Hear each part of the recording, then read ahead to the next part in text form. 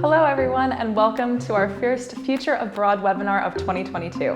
Today we're talking about international student scholarships in Australia. My name is Rebecca with Insider Guides, and I'll be your host this afternoon. Firstly, I'd like to acknowledge the traditional custodians of country throughout Australia and recognize their continuing commitment and connection to land, waters, and community. We pay our respects to them and their cultures, and to elders past, present, and emerging. Let us walk together and take care of earth and waters as one. In this session, we're going to be explaining everything you need to know about scholarships for international students in Australia, which includes both nationwide and institution-specific scholarships. And we'll also be telling you where to look for them. Plus, with the help of our panel of industry experts, we're going to be offering some tips on how to leverage scholarship opportunities and how to write a standout application. Now, before we get started, it is my pleasure to introduce our panel of industry experts to you. Joining us today, we have Claire McGee, who is the Director International at James Cook University. We have Jock van Klein, who is the Director of International Recruitment at Swinburne University of Technology. And we also have Daryl Fong, who is the Chief Operating Officer of AECC Global. Thank you so much to all of you for joining us, and welcome. Now, speaking of thanks, I would also like to extend a very warm thank you to the sponsor of today's webinar, PTE Academic. For many international students, English language testing is one of the very first steps in their study abroad experience. And with the help of PTE Academic, this step is made a whole lot easier. By using powerful technology, PTE Academic takes just 2 hours to test your English language skills and produces your accurate results within just 2 days. Whether you're improving your skills for study, work, or migration, PTE Academic has you covered every step of the way. Find out more about PTE Academic at the link that will pop into the chat right now. Now, last and certainly not least, we'd also like to extend a very warm welcome to all of our audience members who are joining us from various parts of the world. Before we dive right into the webinar, I'm just going to mention a couple of housekeeping points to keep in mind as we move through the session. A live Q&A is available, but we do ask that you keep your questions for the panel as general as possible and use the Q&A panel on your screen. We'll also be sharing loads of links in the chat, and this session will be recorded and soon available on the Future Abroad website for you to check back on all the helpful advice and rewatch as many times as you'd like. So, without further ado, we're going to get started with our panel presentations, and we're going to start with Claire's insights.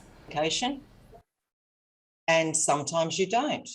So we'll talk about how to tell whether you need to apply or whether it will be automatic based on the results that you submit when you apply for uni. So we'll get into these in a bit more detail. Thank you. So that, as I said, applications are not always required. So no application required or applications automatically assessed. What that means is it's usually based on your academic results. It may be for specific courses.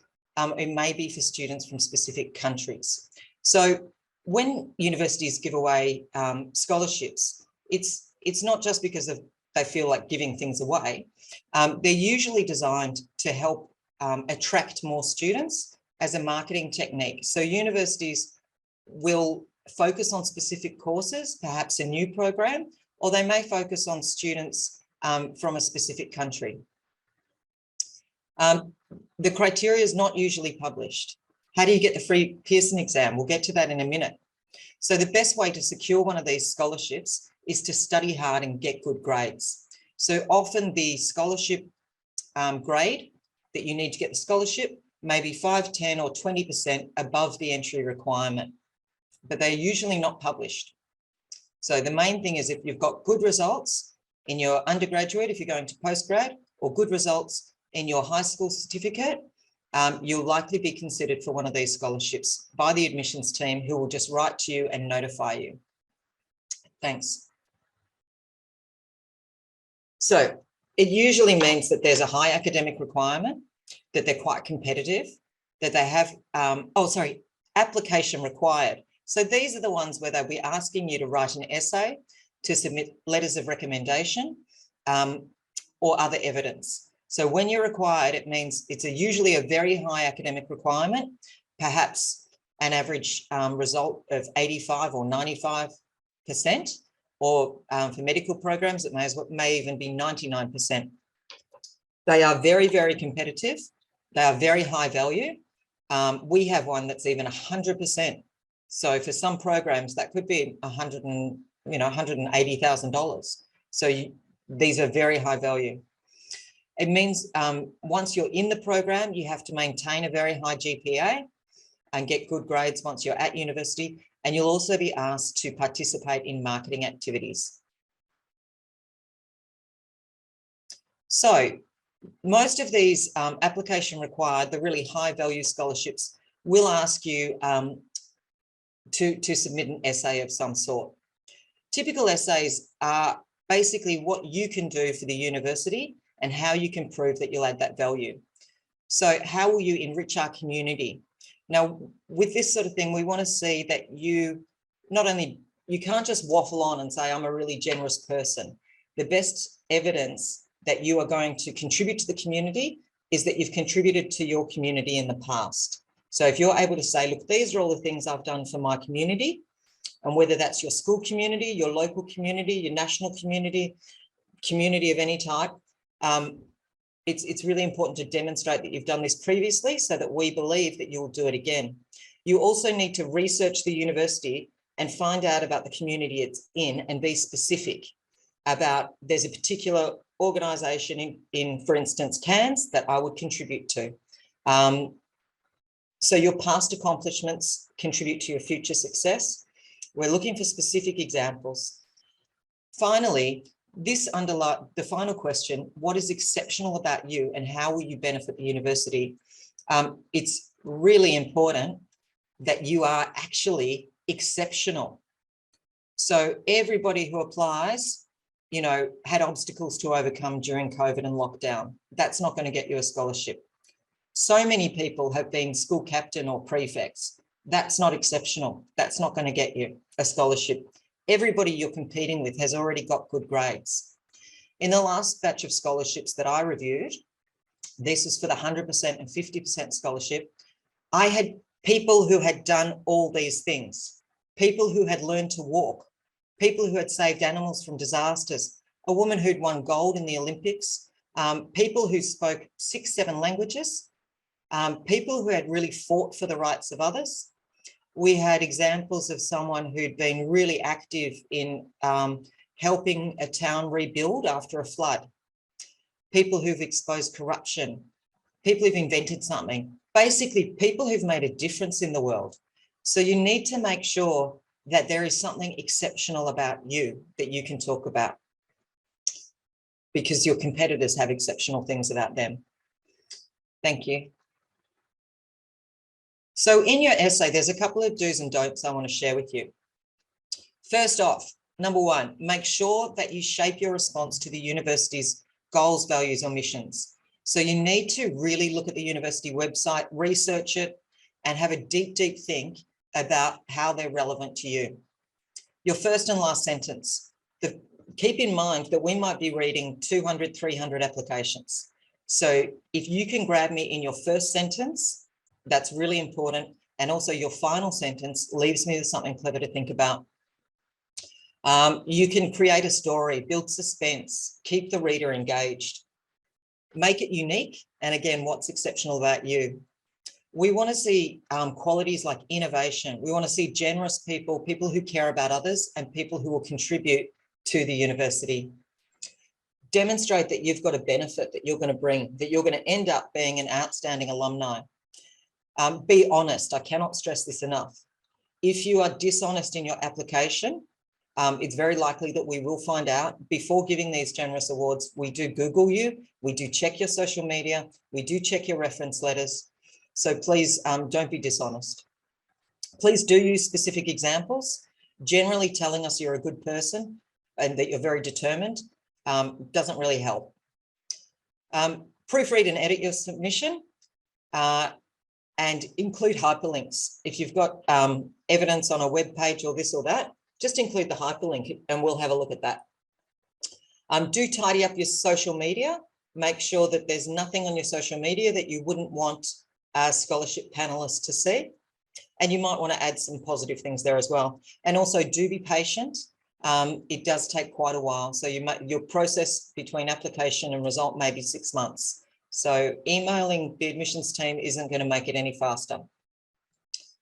So there are all the good things you can do, but just as importantly, there are some things that you should not do in your scholarship essay.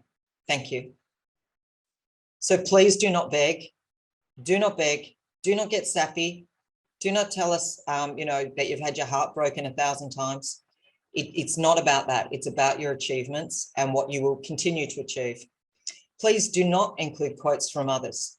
We don't care what Maya Angelou or Alexander Graham Bell had to say. We want to know what you had to say. Do not recycle the same essay for multiple institutions. We can see this a mile away. Any reference to another institution in your application will immediately have you discounted. Do not ever focus on why you need the scholarship. In America, they have some means tested scholarship, but the fact that you need money is not going to get you a scholarship. We're looking for people who are high achievers and who are going to contribute. So the fact you need money is not going to be of any interest to the panel. Don't try to fit your whole resume or life story into your essay. If they want your resume, they'll ask for it. Don't make any statements that you don't agree with. If you don't really care about the environment, if it's not, we all care, but if it's not a real passion of yours, don't pretend it is. Again, don't lie, and please don't exceed the word count. So they're the list of don'ts. Now look at these happy people. These are some happy students studying at James Cook University, right on the beach in Queensland. It's a beautiful place. Next slide, please. So why would you study at James Cook? Well, if you'll just indulge me for a moment, we're one of the top 200 to 300 universities worldwide in the most recent ranking. A score that we're most excited about is that we're actually #1 in Australia for employment rates. Students who responded to the International Graduate Outcome Survey found that the people who got the highest salaries and got jobs the fastest came from James Cook University. An interesting example is we just had graduation yesterday, and every single student from our engineering program had a job before they graduated. We often have employers coming to look for our students in their first and second year. We have 5 stars for teaching, employability, research and facilities, 5 stars for student support, and 38 areas of research that are world-class or better. So they're all some really good reason. But the other good reason, most important reason, is that we have a lot of fun. Next one, please. We're interested in talking to people interested in nursing undergrad degrees. So Prakshi, we've got a great program there. The other benefits of studying in a regional location I was asked to talk about today. So the community and connection. So JCU international students are 12% more likely to make friends with Australians, which is higher than any other uni in Australia. It's also a lot more affordable to live here. You can have a look at this table and the website I got this information from there for you. And you can see that living in the city is obviously a bit more expensive. Sometimes a lot of students will therefore live quite a distance from the city centre to make it cheaper. But even if you do that, you'll still find that you can get much cheaper accommodation in a regional city. So whatever city you're looking at living, compare the costs by having a look at that website. So rent in Cairns is actually 64% cheaper than it is in Sydney. What that means is that you can get a really amazing place by the beach for a lot less than you would in the city. It also means restaurants are cheaper and other things as well. There's less distractions. You can live a beautiful natural lifestyle with a lot of free activities like bushwalking and going to the beach. It's a great lifestyle. Importantly, you do get bonus points for skilled migration for students who live and study in a regional area. And it also extends your post-study work rights. You can be eligible for 4 years post-study work rights if you live and study in a Category 3 region like Cairns or Townsville. So if you want more information about the migration piece, actually those questions should go to Daryl at AECC or any other education agency or representative that you're working with. Thank you. So we've got some amazing scholarships this year. We were so depressed when we couldn't get international students in last year that we came up with a really, really warm welcome. So every new student that comes to JCU this year gets $5,000. No application required. Once you've been to O Week and registered, you're eligible to receive this relocation grant. Now, there are some exclusions, so please do check the website to ensure that you're eligible. But yeah, it's a pretty friendly way to say hi and welcome to JCU. And this helps you get your apartment set up and all those things. It's a shot of our beautiful Ideas Lab. We also have the International Merit Stipend Scholarship. So this is one for people from particular countries. If you're coming from South and Southeast Asia, Asia and China, Africa, Oceania, you can be eligible for a $700 per month stipend that's paid to you through your throughout the duration of your degree. So this is available to new students, and you need to maintain a GPA of about 5, which is not terribly challenging. We assess your eligibility automatically, and you'll get a scholarship letter with your offer letter. The other one where there's no application required is specifically for students from the United States, Canada, Latin America, the UK and Europe. And this is the provision of a 25% fee reduction, which can take the sting out of things. Again, you need to maintain your GPA, and we'll automatically assess this for you. Thanks. Oh, specifically for engineering, the engineering scholarship is at 15%, and this is available to new and international. Now, I must say some courses are excluded from our scholarships, such as medicine and dentistry and a couple others. So please do check the website for the details about eligibility there. Okay. We also have scholarships for higher degree by research for those doing PhDs, and please go through the kit there. There's ones that are quite specific. So an application is required for that, and that's managed by the Graduate Research School. Thank you.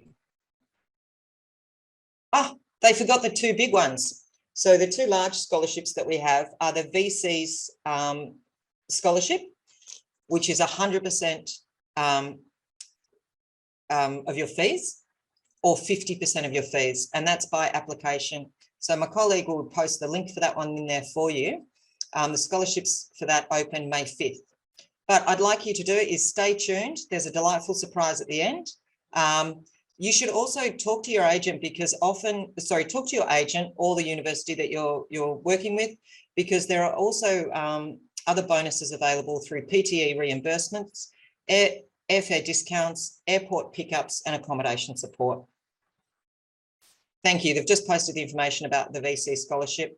This is a photo from one of our research stations. If you're interested in marine science, we're the best in the world, so come see us. So thanks very much for your time. Enjoy this picture of the sunset near my house, and I hope to see you at JCU very soon. Thank you. Excellent. Thank you so much for that, Claire. Thank you so much for sharing your insights with us. We'll be delving into your points a little bit later once we reach the Q&A for our panel. But for now, I'm going to hand over to Yakvan from Swinburne University. So Yakvan, whenever you're ready.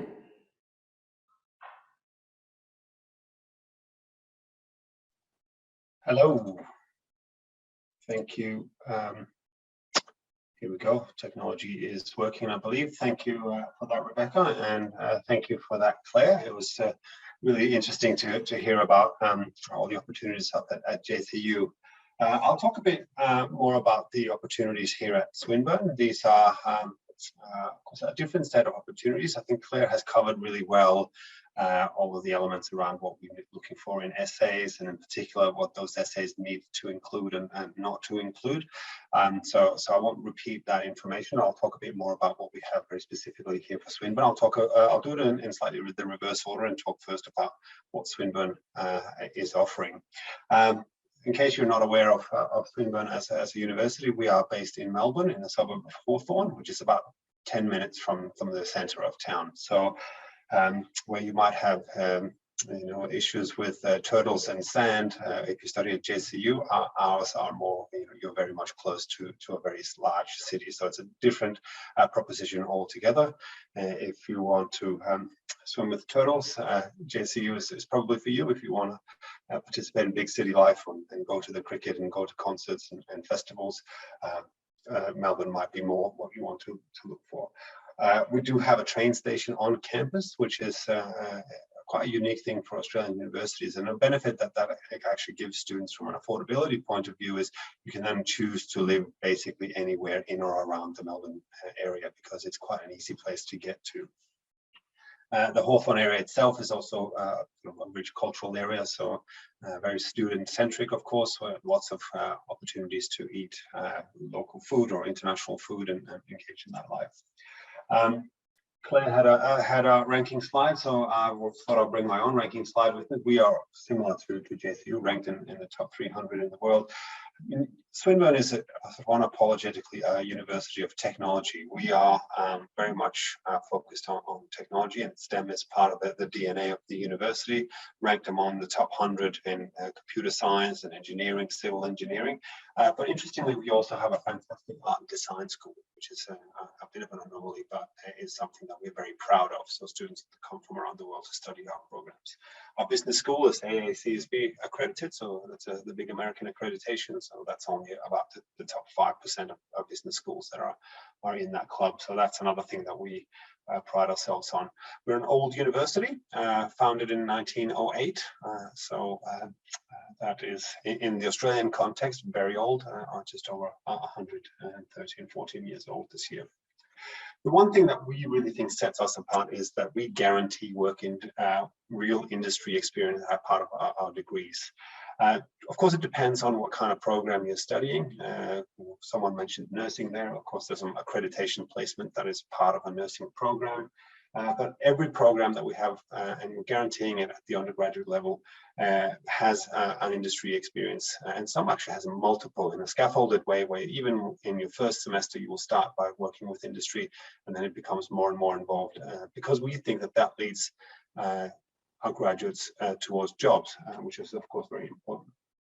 We have a couple of degrees that are professional degrees, so these are something that Swinburne actually were one of the leaders on very early. So for more than 50, 60 years, we have offered sort of a professional version of our programs. And the way that looks like now is sort of effectively a sandwich year. So you study for 2 years, getting all the theory in place. And then the third year is a full year internship or placement, where you will work in industry. We are offering that for international students in both computer science and in ICT, and then you come back and you complete your degree. Those students are really, really well regarded and often go on to employability very, very quickly. To talk about our scholarships, we have, and it's a quite similar concept. So I will talk a bit more about Swinburne and what we are offering, but maybe use this as a little bit of a guide for you when you do your research at other universities as well. The concept of the International Excellence Scholarship is very common, and most universities, certainly here in Victoria, have a version of this, which is really recognizing students for their performance. And Claire talked about it at some length. What we are looking at is universities want to make sure that we attract the best students. This is something that creates vibrant universities. Those students go on to study with us for longer. They go on to do research. They go on to do great things. So all universities will try to attract the very best students, and that's why the scholarship programs are set up. These sort of merit-based scholarship programs are set up the way that they are, which is often primarily driven by your grade point average or weighted average marks that you have from your first degree, whether it's high school or an undergraduate degree. At Swinburne, they're available for all programs. Like Claire, I've had a little asterisk there because there are some programs like our aviation program, so we train pilots. They're not available for those programs. There's separate scholarships for that. And also the way that research funding works in Australia is also slightly different, so we don't actually have this particular scholarship program for our research programs. But we do see it as an opportunity for you to study with the best. So Swinburne has a history of attracting really, really high achieving students through these programs. And of course, that is part of what makes you better at when you come to universities, that you study with other students who have also done really well. This is a particular program that has an automatic consideration, so no need for an essay for this particular program at Swinburne at the moment. Here. We also have the George Swinburne Postgraduate Scholarship, named after our founder, who really was all about making sure that students had access to education. So that was something that was very close to his heart. Again, reflecting our STEM focus, that these are sort of 30% fee waivers into our Master of Cybersecurity, Data Science, IT, Engineering, Science, Construction, and Infrastructure Management. We also have a couple of master's courses in business, so like FinTech and Entrepreneurship and Innovation, and a number of others, which you can find on the website. This is, again, really, this is more of a sort of access. So these aren't measured on your performance, so this is quite an attractive proposition at the moment. Another thing that Claire mentioned, and that I'll just touch on here a little bit, is the government funded programs. In addition to the ones you talked about there, the Australia Awards, or indeed programs that might be from the country of where you are applying from. There are also the state-based programs. So Melbourne is in the state of Victoria in Australia, and we have a Pathways to Victoria scholarship program, and that's for students who need to have a pathway into their main program. So you might not qualify directly to go into an undergraduate program or a master's degree program, and you might need a pathway. That's something that there are scholarships that are available for. So make sure you sort of search widely and broadly about opportunities to access these scholarships. We also have, just by the very nature of the university that we are, we're very well connected with our industry partners. So we have a couple of scholarships that are co-designed and co-delivered by our industry partners. So, for example, the one that we have with CPA Australia or Amazon Web Services in China, that's providing sort of additional support for students whilst they're studying. So it's mainly what we're looking at is sort of career support. So the students who do the CPA program, for example, have access to some soft skills seminars, and the students who do come through the Amazon Web Services actually have access to the career support that Amazon deliver locally, and even through the US. And we also have access to things like Amazon certifications, which is quite a good opportunity. There are, of course, a number of other ways of funding your studies. It's not all just about scholarships. A few tips that I've put down here. This is university scholarship, but we have the ELICAS Plus program that's providing students with support that need English language training. So if you go and do your PTE test and it comes up that it looks like you might need a little bit of additional English, up to 10 weeks, we will support our students. We also have more of those pathways programs. There are student travel scholarships available. There are different kinds of awards for students whilst they're studying. You, of course, can't base any decisions on that because those are hyper competitive for students while they're here. But please do go and have a look at what the different universities offer. The PhD, Claire touched on it, the PhD funding is different. So if you are interested in PhD studies, make sure you make yourself familiar with how that works. But I'll also say at the moment, there's really extraordinary opportunities for students to work while studying.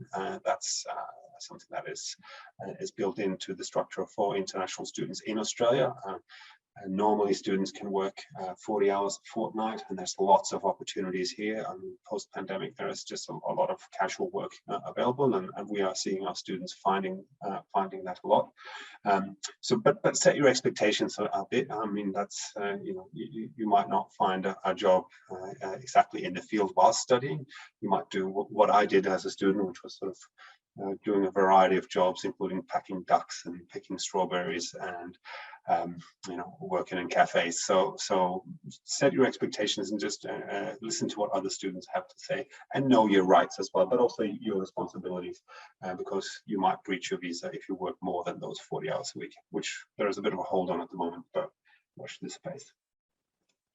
I'll put this in here just as an opportunity to be on here. If you want to stay in touch, we have a really quite fantastic opportunity for students to go and have a virtual campus tour. It's an actual game where you can go and explore a virtual version of our campus.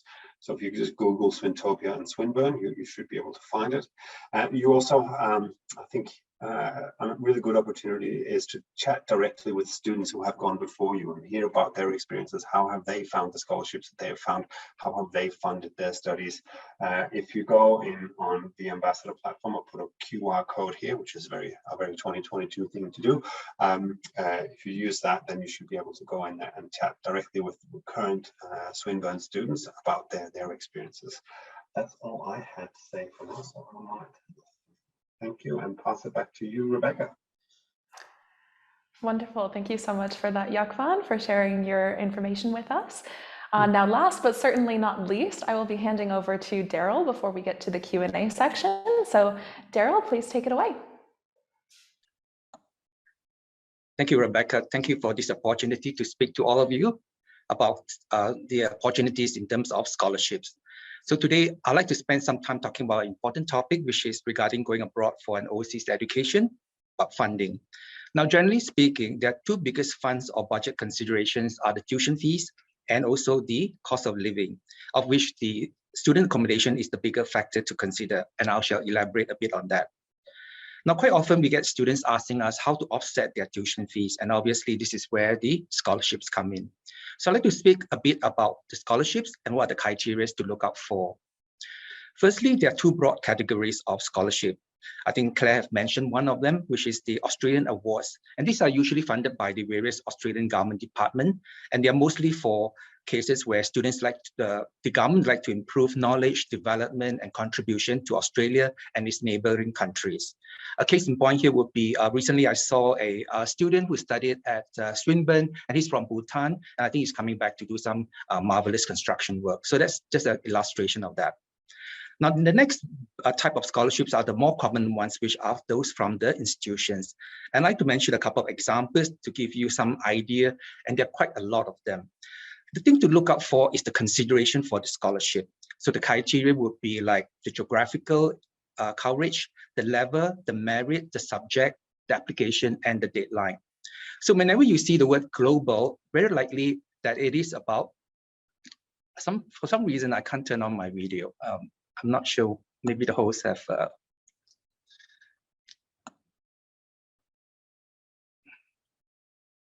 okay. Can you see me now? Yeah, okay. Thank you. So if you see the word global, very likely that it is for everyone. And then there are some very geographically specific ones. Say, for example, the Macquarie ASEAN Scholarship, which is $10,000 worth. So if you're a student from any of the ASEAN countries, you can apply for that. And there are those which were state like Australian city. Say, for example, like Claire mentioned, the James Cook Welcome one, and then there's the Murdoch International Students Welcome one, which is about $5,000, etc.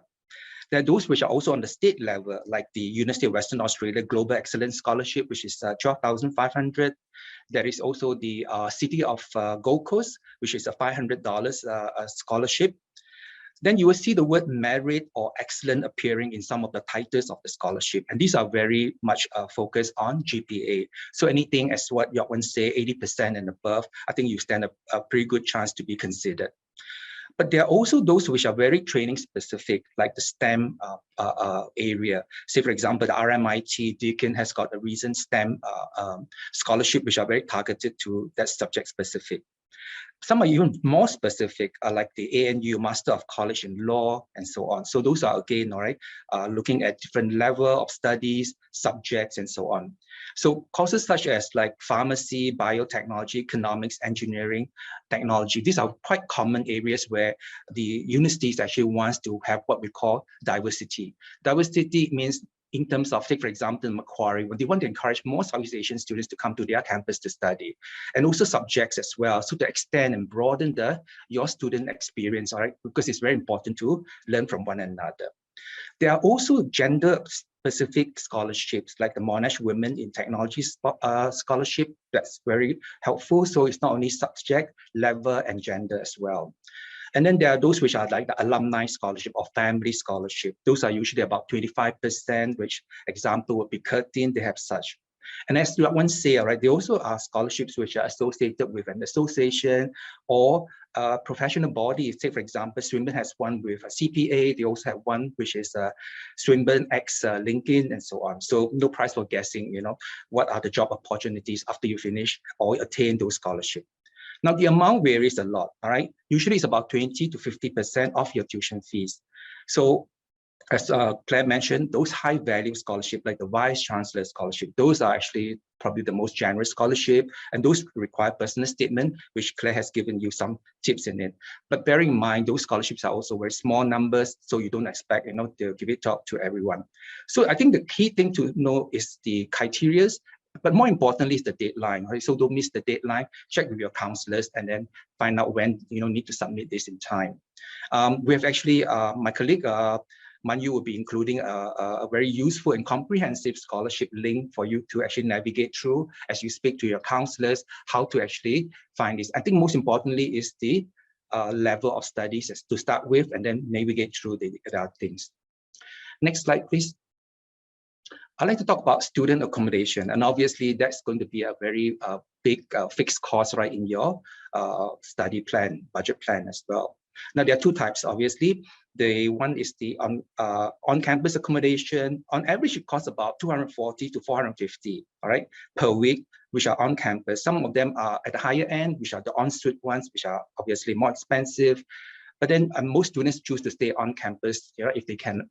They like that. If they're not familiar with the place, they want to make sure that they are settling well. They don't have to waste time and money, you know, rushing from point A to B, because it's usually very close to the campus, and they get to experience, you know, campus lifestyle and so on. And usually 1 year later, or maybe they have friends, they feel that it's time, maybe they want to experience living outside, then they will choose to stay out. And this is where we come to off-campus accommodation. Now, this can go as low as $108 to $500 per week. Again, it depends on the location. So usually students, all right, would manage their budget according to this. But there's something later on which I want to alert to you, which is obviously the part-time work. The next thing is the rules, all right, of the part-time work. As Yok Wen has mentioned, all right, it's 40 hours per fortnight. So on average, it's about 20 hours per week. Now, when the Australian government announced about the borders opening, they actually removed this capping of it. So there's no ceiling on 40 hours per week. But that has just stopped on last week, actually on the 19th of March. But whether this is going to be a continue, please check with the AECC counselors, because that's going to happen, or announcement made next month in April. So what is the minimum wage rate in Australia as a student? It's $20.33. So most students would be paid, all right, in a non-universities environment about $21 to $25, okay? So if they're working at the universities, it can go up to $27 to $29 an hour. So let's take a hypothetical case. Let's say you are working at what, $25 an hour. So if you work per week, all right, so sort of let's say 10 hours, that's $250. Then you know how much you're going to budget for your accommodation and so on. So you can work, see what kind of accommodation you can afford. So what I would say, live within your means, I suppose, isn't it? So this is something that the students would consider. And obviously part-time work, as you know, as what Yok Wen said, it's quite scarce previously, but now because the borders just open, a lot of places are opening up, so it's quite, and they're actually having very shortage of labor, student labor as well, so that's helped. But then obviously the other concern that you or your parents will have is that, hey, you're supposed to go there and study and not to look out for part-time work, so you need to know your priorities and your objective, isn't it? So usually the students will choose to stay in a place which is close to the uni and also close to their part-time work. Now, talking about managing your time, I think it's important, especially the last 2 years. A lot of the universities went on the online mode and also a hybrid teaching mode. So quite a lot of the lecturers have recorded their lectures. So obviously, when you know, if you're working part-time, the hours are not necessarily the most friendly hours. So, but having these recorded lectures can help you to actually still don't miss out on your lessons, which is your main objective, and then you can still continue with your part-time work. So something to consider, all right, when you're putting all these things together. Next slide, please. So finally, I just want to talk briefly about GTE, which is the genuine temporary entrant. Now, at the point when you apply for visa, you need to demonstrate evidence of funds. So there are three things that we'll be asking: your tuition fees, all right, for first year, your cost of living, and your travel funds. So let's talk about the last two. The living cost is 21,000. They want to see that you have that. The travel, which is your flight, obviously, that's 4,000. So that's 25,000, which you have to park aside. Then the tuition fee, say for example, I'm going to James Cook, say the tuition fee is 25,000, but I got the James Cook welcome thing. So that would be 25 off, which is 20. So putting that back together is a 45,000 that you need to demonstrate that you have enough funds for your studies. And this is where the immigration will be looking whether you are, well funded for your studies. So that's very important. Now, the post-study work visa are also very interesting, as you know, all right? For bachelor's degrees, you get 2 years. For master's, coursework or research, you get 3 years. For PhD, you get 4 years. So 2, 3, 4. But if you are studying in the regional cities, say, for example, like Perth, Hobart, or Canberra, and so on, you get 1 additional year.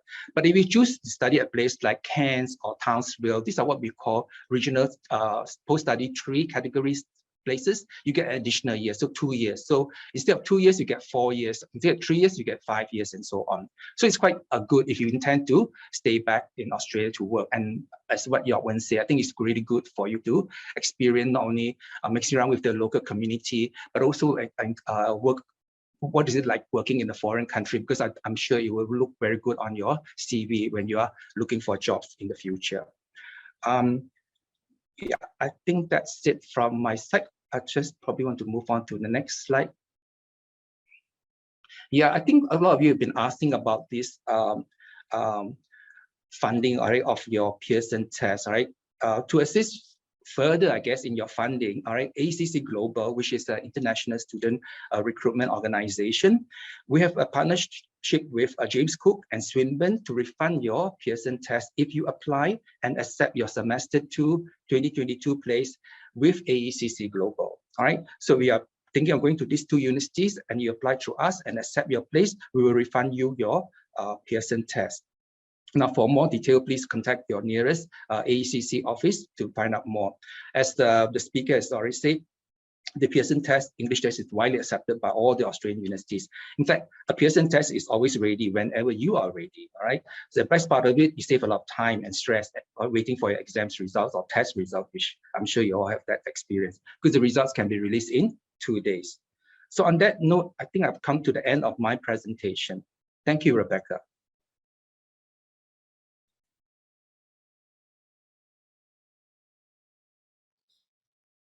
Thank you so much for that, Daryl, and thank you once again to all of our panelists for these insightful presentations.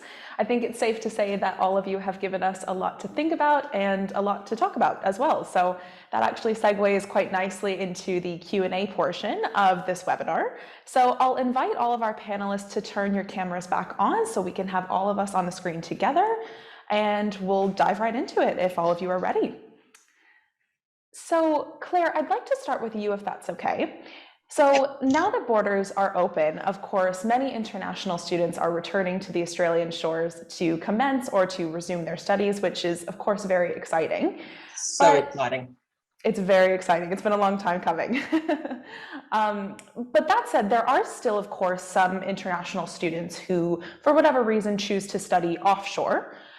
Are there scholarships that are still available to offshore international students? And can you tell us a little bit more about those scholarships? So every institution has been quite different in how they do this. JCU has limited courses available online because we're very hands-on and embed a lot of work experience. But the courses that are available during COVID, students received a discount if they were of about 25%, which was available to them before transferring over to here in person. I'm not sure. I think Swinburne probably has a lot more activity in that space than we do. Dr. We do. I mean, Swinburne has this is Swinburne Online, which is an online university that have their own sort of sets of scholarships similar to James Cook. We did have a fee waiver for students who were studying online during the pandemic, that's all sort of falling to the wayside as we're open. We really, a bit like AECC, we really want our students to be on campus. Swinburne is all about, learning by doing, and all of our work integrated learning. So we really would like that to happen on campus, and that is our model. And there is some of it that will continue to be virtual, but at the moment we will not have scholarships that are very specifically for international students. I should say though, reading off Claire's background, she has a campus in Singapore. We have one in Malaysia, and we teach in Vietnam and other places. So there are still opportunities for students who are wanting to seek to study a degree closer to home, and different scholarships will apply in those scenarios. Also, there, I imagine Swinburne's the same. We have articulation agreements with local universities around the world. So students might do their first year in their hometown to make it a bit more affordable before transferring over and getting credit for the course they've commenced. So that's another thing to have a look at, is articulation agreements if you want to stay where you are for a little bit longer. Absolutely. I think that's great to know. Thank you so much to both of you. Now, Claire, I'll just jump back to you quickly. We received quite a few questions at registration about scholarships at the postgraduate master's level. Is the process, like the application process, is it quite similar at this level of education? Yeah, for us, it's exactly the same. The same scholarships are available for our undergrad. Try and keep it simple. So the same scholarships are available for our undergrad and our postgrad, and they just apply. Well, or they get assessed on offer based on their GPA for the ones where no application is required, and those are usually valued at around, between 20 and 30%. The high value scholarships, which is anything 50% and over, is an application process that's competitive. Okay, excellent. Thank you for that.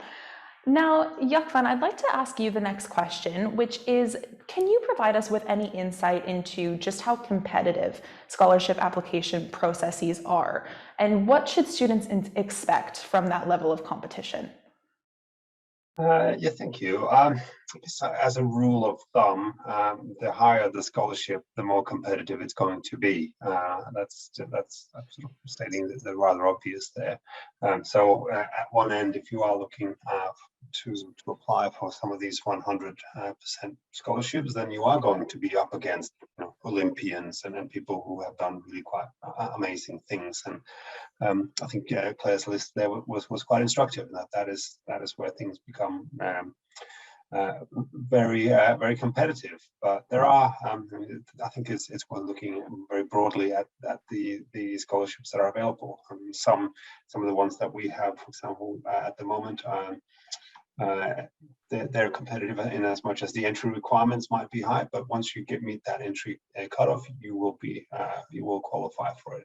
There are other things that might sort of more automatically qualify you for it. So, for example, there are alumni scholarships. So, if you're an alumni of our university, you automatically qualify for an alumni scholarship in the next degree. So, it really depends, but as a rule of thumb, it's the higher the scholarship, the more competitive it's going to be, and the more difficult it's going to be to achieve to get it.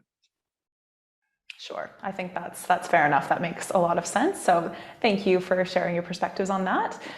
Now, Daryl, I'd like to loop you into the conversation now.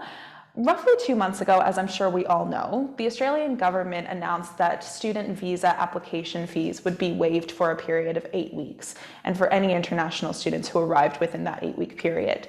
And you touched on this a bit in your presentation, but can you tell us a little bit more about the visa waiver process and what this means for prospective international students?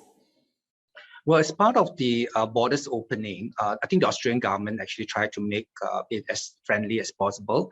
So at the point when they are enrolling for their studies for the semester one, the visa fees has been waived. So which is about, it depends on where they are, it's about around $500 to $600. So which is quite a lot, I mean, for students to considering they are coming back.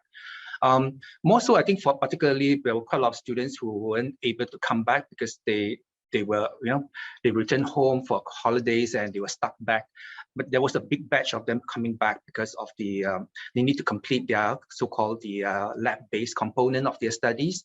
So I think there were a lot of things that happened. And I think this block of students came in and then they were the transition was quite seamless. I think that also gives the Australian government, I think, a lot of confidence to make it more open. As you know, Rebecca, the last 2 years with the borders closed, I think quite a lot of students actually move on to other study destinations. But now, this is, as I have said to your colleague, I think 2022 is not just a wonderful time. I think it's the best time to come back to study too in Australia. Look at all the facilities that Yokwen and Claire has shared and so on. I mean, they've taken the time to actually rebuild the institution, facilities, support, and so on. And with all the government, state support, institution support, this is actually a very good time. Oh, just keeping our fingers crossed, Rebecca. Hopefully, the government will make another announcement that they waive the visa processing fee again. Then that might, give 2022 probably Australia's largest intake of all, for a while, isn't it? Yeah, absolutely. I think we've certainly felt that on our side of things as well, that 2022 is something of a fresh start for all of us. And right. Exactly as you said, I think if we can have the hope of potentially extending the visa waiver process even longer, then, we'll have a better chance at making international education in Australia more accessible for more people. So, fingers crossed on that front. Yes, that's right. Yeah. Now, Daryl, I'm going to stick with you just for one more question. I know we have your colleague Mun who is available in the chat to answer questions related to visas, but we had a question at registration about whether students who are temporary residents are eligible to apply for the scholarships, or are they mostly reserved for students who are eventually deemed permanent residents? No, I think no. I mean, usually the scholarships are meant for students. So if the intention of them are going there for studies, then they are meant for them. Mm. Yeah, so they would be meant for temporary residents then in that case, not for permanent residents. Yeah. The scholarships are actually for international students. Most of the ones that we are talking about are actually for international students and not for PRs. Mm. Yeah, there are different, sorry, just to categories. Yeah, there are different scholarships for different categories, and just like some are for students from different parts of the world. There are some that are local to students in Australia. Often that relates to how they're funding. So if there's a sort of government proposal for Australian citizens, then depending on your visa status, you may or may not have access to those. Got it. Okay, thank you both. Now, Yakvan, while I've got you here, actually, I'm going to pose the next question to you. What are some of the most common missteps that people make in their scholarship applications that international students should be cautious of? And is there anything a scholarship application should never include? Yeah, I think Claire's list was really very comprehensive. I think the one of the most common ones that we see is applicants who might simply spray out maybe 1,000 different applications and clearly have not read the requirements of that particular scholarship. It's very sort of disheartening when you're reading applications and you sort of, the first thing that you see for an application that comes to Swinburne is, dear sir, I really like James Cook University. I thought, well, if you're not even going through the effort of looking at what the requirements are of this, then it's hard work for me to have to read your application. So I think that's really one, and know and understand what it is that you're actually applying for, and understand that might be a particular tactic of sending out 1,000 applications and hoping that you get a positive feedback on a few of them, but that's a really common mistake that is also a little bit of a pet peeve of mine. So I think that's probably the one I will flag. Make sure you read and understand what it is that you're applying for. Otherwise, you're just wasting everyone's time. Absolutely. I think that's very wise advice. Thank you for that. So we're actually we've brought ourselves to the end of our Q&A portion. We've brought ourselves to the last question, which I'm actually going to pose to all three of you. So the last question is basically, do you have any final parting words of advice or words of wisdom for international students who are applying for scholarships? Any last, pearls of wisdom that you want to share? So Claire, we'll start with you if that's all right, and then we'll move on to Daryl and then Yakvan. Just to reiterate that you do need to be unique. So it's really important to understand what makes you special. Now, it doesn't mean that everybody has to win a gold medal. And it doesn't mean, but it means that you've demonstrated kindness and compassion. You know, there was a compelling but simple story of a girl in Vietnam who realized there was nothing to do in the weekend in her hometown. So she found a spot where she opened an outdoor cinema. You know, that shows me she's innovative, she's caring, she's community minded. It was fabulous. So it doesn't, you can change the world for just a small group of people. And that to me was a much better story than somebody who was, you know, captain of the football team and all these other sort of things that everybody has been a captain of a team and everybody's held a scholarship. So really think about what makes you really proud of yourself that other people can't claim, because it may be something small that really demonstrates greatness. So that would be my tip. Absolutely. I think that's very, very wise advice again. Now, Daryl, if you would like to add anything? Yeah, probably along the same lines of what Claire has said. I think the desire must be there, and I think it will come through in the letter when they write why they deserve the scholarship and so on. So I think, as Claire also mentioned, it's very competitive because there are also a lot of top students around the world. So I think the desire to do well must show up. But the other thing, I think in terms of application process, I think they need to watch the deadline. So it's good to have some planning of when to apply, and we understand that if you don't plan well, you might miss the boat and so on, and then you got to come for next year. Quite a lot of students actually have got very good results, but as what Jacqueline said, they will apply so many places that they overlook some of these key things, and then they miss their chance and the scholarship criteria and so on. Yeah, that would be my tip, Rebecca.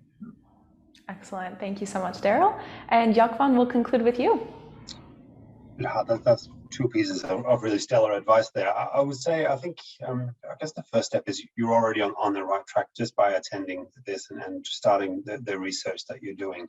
Google will be your friend, or your search engine will be your friend. Go out there and search and look for it. I mean, like we've presented here, there are some places that you might not have been looking before. I mean, state level pathway scholarships might not be the first thing that you wake up thinking about in the morning. So go out there and have a look and research what are the things that really will support you in what you're doing.